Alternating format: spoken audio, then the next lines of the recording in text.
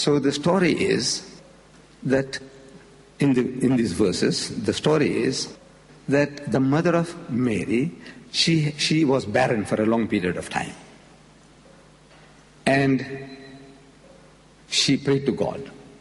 So, oh my Lord, if you give me a child, I'll devote my child for temple services, for your service. I will dedicate her.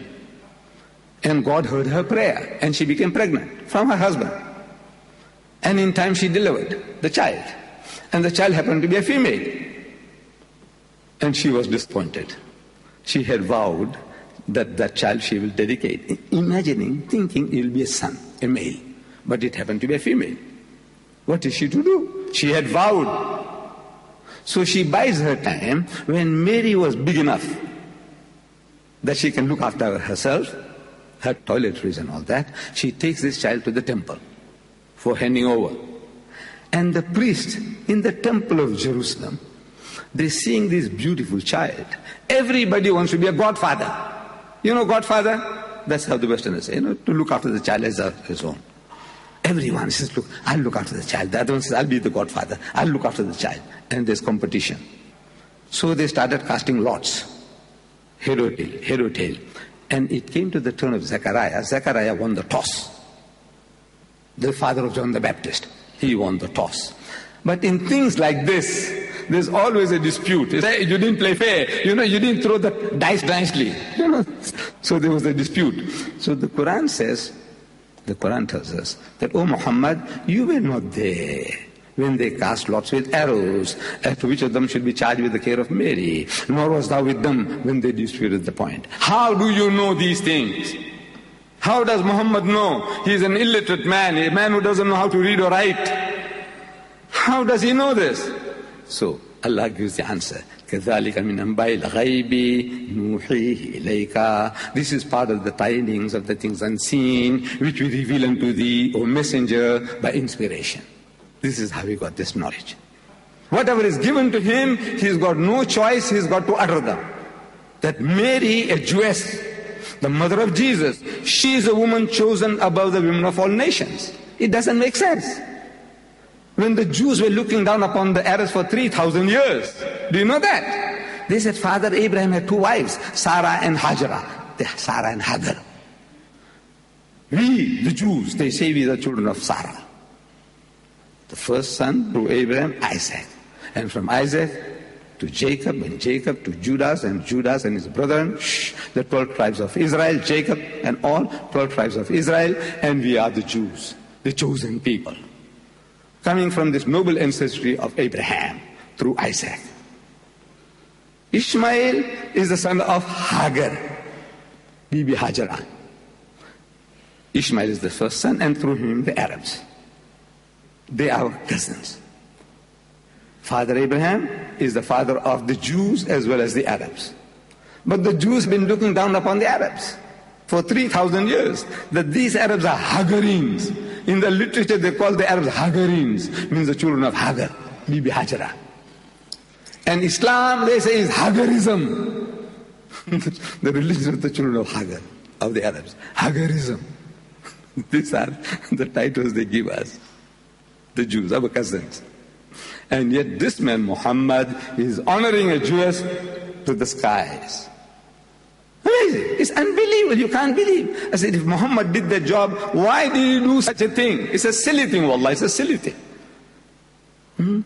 He's offending the Christians.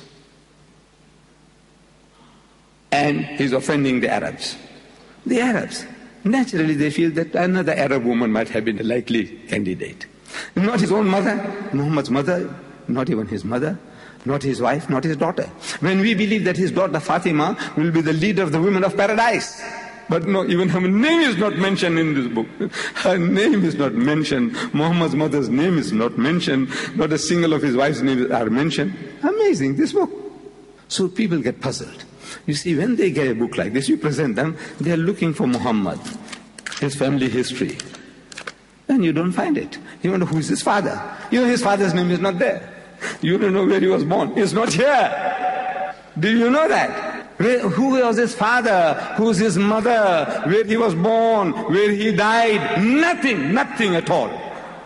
Why? Jesus, his enunciation, the good news, is described in 2 places in the Quran. 2 places. Muhammad's birth is not mentioned at all. Muhammad is mentioned 5 times, Jesus 25 times, Moses 136 times. No.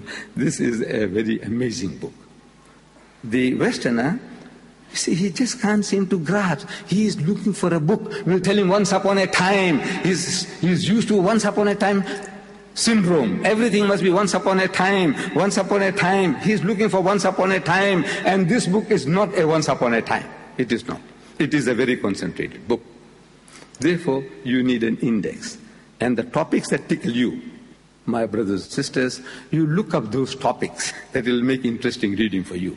Get it. Get it as soon as possible. This book. So now, we Muslims are made to believe that Jesus is one of the mightiest messengers of God. That he is the Messiah, the Messiah. Translated, Christ. And in verse 45, we started with 42, 45, it says again, إِذْ قَالَتِ الْمَلَائِكَةُ يَا مَرْيَمُ, behold, the angel said, O Mary, إِنَّ اللَّهَ يُبَشِّرُكِ بِكَلِمَةٍ مِّنْهُ, that Allah gives you glad tidings of a word from him. The Christians say Jesus is the word of God. The Quran says a word from him. Ismuhul Masih, his name will be the Messiah, Christ. Masih in Arabic, Messiah in Hebrew, translated into Greek, Christos. And Christos is too much a word to say, so they cut off the os and left with Christ. Christ means the anointed one. Messiah means the anointed one. Masih means the anointed one. They all are trying to say the same thing. Ismuhul Masih, who Isa ibn Maryama, Jesus the son of Mary, wajihan fid dunya wal akhirah, held in honor in this world and in the hereafter. Wa minal muqarrabin, and of the company of those nearest to God. The Christian says Jesus is sitting on the right hand of God. The Quran says he's in the company of those nearest to God.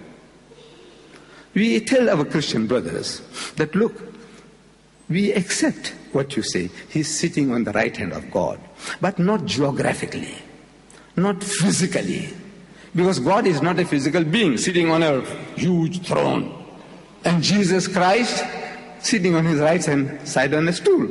No, to me it makes no sense. This Almighty who permeates the whole universe, on beside him a little flea, a termite, what is it? An atom, and what can I describe? A small piece of bacteria, on a tool. Does it make, what honor is this? No. We Eastern people, when we speak about the right hand, we mean a place of honor.